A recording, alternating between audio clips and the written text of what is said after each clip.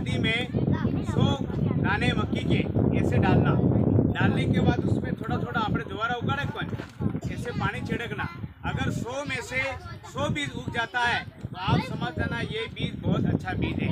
और 100 में से अगर 70 दाने उगते हैं तो आपको ये हो जाएगा कि 70% बीज अच्छा है। तो ये तो उसकी एक बीज उपचार हो गया और ये एक बीज जांच हो गई।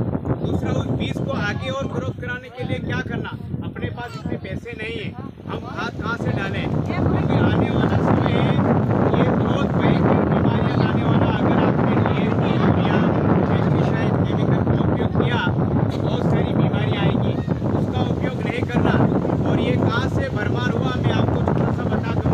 1967-68 में हरित क्रांति का उद्भव हुआ, उसमें पंजाब में हरित क्रांति का जो उद्भव हुआ वहाँ पर गेहूँ में बोरियों अपने को थोड़ा थोड़ा डालते हैं यूरिया, लेकिन वहाँ खेत के चारों तरफ बोरियाँ छोड़ देते हैं और नहर में पानी छोड़ देते हैं, जिससे पूरे खेत में गेहूँ में पूरा केमिकल जाता है और वहाँ गेहूँ टर्कों इधर आता है जो चिरमुली की दुकान से अपन लोग सेवन करके खाते हैं। तो जहाँ पर ज़्यादा गेहूँ हो रहा था वहाँ पर बठिंडा से जो श्री गंगानगर तक चलने वाली ट्रेन का नाम है कैंसर ट्रेन।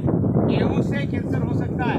अगर किसी ने 4 बोरी डाल करके 12 बोरी भी कमाया और उसके परिवार में यदि एक कैंसर की बीमारी आ गई तो 12 बोरी गेहूँ का कोई फायदा नहीं।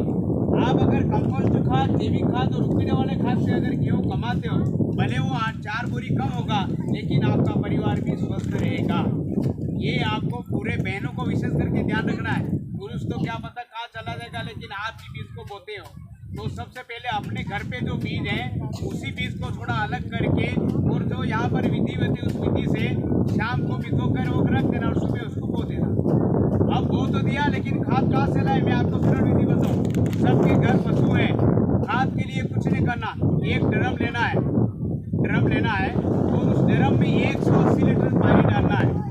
180 लीटर पानी डालने के बाद एक आधी तगारी गोबर डालना, उसमें गोबर, गीला गोबर।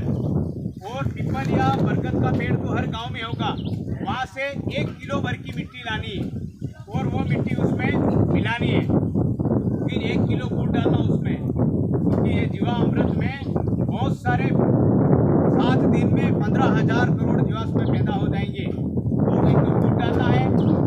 चने की दाल का आटा हो तो वो ले लेना, नहीं तो किसी भी दाल का आटा ले लेना। 1 किलो गुड़, 1 किलो बेसन का आटा, 1 किलो मिट्टी पीपल या बरगद के पेड़ के नीचे की और आधी तगारी, 1 तगारी गोबर ले लेना। और उसमें 10 लीटर गौमूत्र आपको लेना है। हर घर पे गाय है। आपको बता दो गाय का फार्मूला, जो भी गाय की सेवा करता है अगर वो 21 दिन तक उसका गौमूत्र लेता है तो 22वें दिन जो देसी गाय वो मूत्र नहीं करेगी जब तक आप नहीं लोगे तब तक। ये हमारा दावा हम लोग करवा चुके हैं। ये अपने घर पे मिल जाएगी। और आपको ड्रम ऐसी जगह पे रखना जहाँ सूर्य की किरणें ना मिले, छाँव में ड्रम रख देना और सुबह शाम 2 मिनट हिलाते रहना। 7 दिन पूरा होने के बाद 8वें दिन आप बाल्टी ले करके, जैसे यूरिया हाथ से देते हैं तो बाल्टी से आप मग्गे की सहायता से मक्की को, कपास को, फसल किसी भी फसल को आप दे सकते हो। उसमें खर्चा कुछ नहीं, पानी फोकट का, गोबर फोकट का, गौमूत्र फोकट का, मिट्टी फोकट की। और ठीक है आपको दाल और गुड़ का आटा कहीं लेना पड़ेगा या घर पे होगी तो वो चल जाएगा। ये बहुत सस्ता तरीका है। उसमें जो इस पौधे को आवश्यकता रहती 18-17 पोषक तत्वों की, इसमें सारे पोषक तत्व उस खाद में zinc, sulphate, cobalt, calcium, Magnite, nitrogen, सारी चीज़ें उसमें हैं। जो सूर्य किरण से नाइट्रोजन तो मिलता है, लेकिन उसमें जो 16-17 प्रकार के तत्व होते हैं उस खाद में, उसका प्रैक्टिकल तौर पे बताऊं। छोटे बच्चों को बोलना पीपल या बरगद का पेड़ के नीचे टट्टी करके आ, 3 दिन में वो भूर भूरी उके निकाल देगा, लेकिन आज नहीं निकालेगा। ये प्रैक्टिकल तौर पे बता रहा हूँ, कहीं जाने की जरूरत नहीं। इसलिए आपको जगना है, आप लोग जगोगे घर पे कर सकते हो। बहुत